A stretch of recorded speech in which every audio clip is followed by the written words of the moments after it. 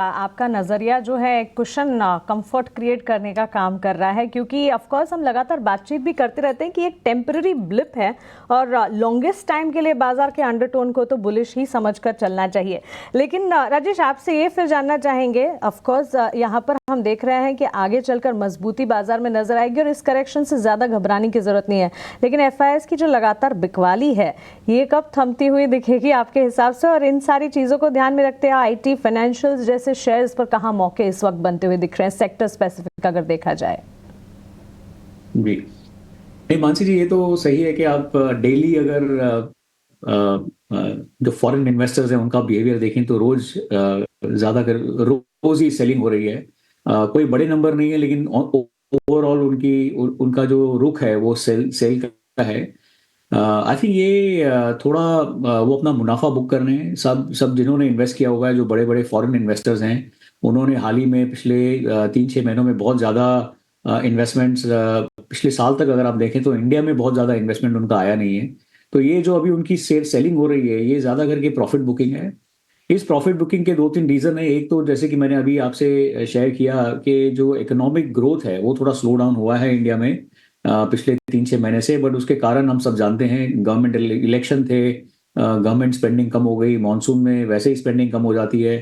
तो अगर आप नंबर्स देखेंगे और नज़दीकी से, करीबी से, तो आई थिंक ये नंबर सारे चेंज हो रहे हैं। नंबर्स फिर से गवर्नमेंट स्पेंडिंग शुरू हो जाएगी। जो प्रोजेक्ट्स में गवर्नमेंट इन्वेस्ट कर रही है, बड़े बड़े प्रोजेक्ट्स हैं, और ये सारे पूरे देश भर में जो प्रोजेक्ट्स का काम चल रहा है, आई थिंक ये फिर से इसके नंबर्स ऊपर आएंगे। और ये फॉरेन सेलिंग जो है, आई थिंक ये टेम्पररी है। फॉरेनर्स तो एक्चुअली रुके हुए हैं, जो लार्ज फॉरेन इन्वेस्टर्स हैं, जहां तक हमारी बात होती है, वो रुके हुए हैं कि इंडिया में कब वैल्यूएशंस थोड़े रीजनेबल हो तो वो अपना और एलोकेशन इंडिया में दे। क्योंकि जो इंडेक्स में इन्वेस्ट करते हैं उनके लिए भी थोड़ा अंडरवेट चल रहा है। उनको भी चाहिए कि वो अपना थोड़ा वेटेज इंडिया में बढ़ाएं। जो इंडेक्स को नहीं देखते हैं, बॉटम अप इन्वेस्टमेंट्स करते हैं, वो भी इंडिया को देख रहे हैं, क्योंकि इंडिया एक ही ऐसा बड़ा देश है ग्लोबली जिसमें अच्छी तादाद से ग्रोथ हो रही है। 6-7% पर एनम तो हर साल का तो मतलब निश्चय ग्रोथ पकड़ के चल रहे हैं सब। तो आई थिंक इंडिया में कोई ऐसी बड़ी फॉरेन इन्वेस्टर के मध्य उनके हिसाब से कोई बड़ा बेयर मार्केट नहीं शुरू हुआ है। आई थिंक ये काफी पोजिशनल है। तो इनकी जो प्रॉफिट बुकिंग हो रही है, जो मुनाफा चोरी बोलते हैं, वो कब तक चलेगी? आई थिंक मोर और लेस वी आर डन। तो यहाँ से ज्यादा और सेलिंग नहीं दिखती मुझे। ऑलराइट, तो यहाँ से अभी फिलहाल अपनाना चाहिए एज अ रिटेल पार्टिसिपेंट। देखिए सृष्टि जी, ये बहुत ही इम्पोर्टेंट क्वेश्चन आपने पूछा है। इसमें मैं दो तरह के सेग्रीगेशन कर दूंगा। एक जो निवेशक हैं, लॉन्ग टर्म इन्वेस्टर हैं, दूसरे जो रिटेल में ट्रेडर्स हैं, जो शॉर्ट टर्म के लिए मार्केट में पार्टिसिपेट करते हैं।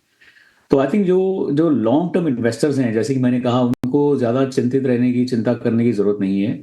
अगर आप मार्केट परफॉर्मेंस भी देखें तो अभी निफ्टी इस साल अभी भी 12-13% ऊपर है। जो लास्ट मंथ पीक बनी थी, जो एकदम चोटी बनी थी मार्केट की, उससे हम अब करीबन एक 7% लो चल रहे हैं।